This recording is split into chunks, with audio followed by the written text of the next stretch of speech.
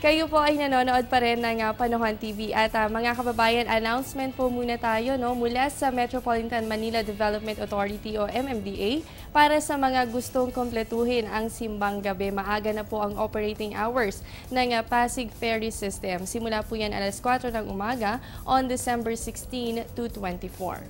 Mula naman po sa Department of Social Welfare Development o DSWD, sa mga nagnanais tumulong sa mga nasalanta ng Bagyong Ruby, nangangailangan ng volunteer para sa paghahanda ng relief goods sa mga biktima dyan po yan sa Cebu. Gaganapin ang repacking sa Cebu International Convention Center. Para sa karagdagang impormasyon, tawagan lamang po ang numero na nasa inyong screen. Magbabalik pa po ang Panahon TV pagkatapos ng ilang paalala.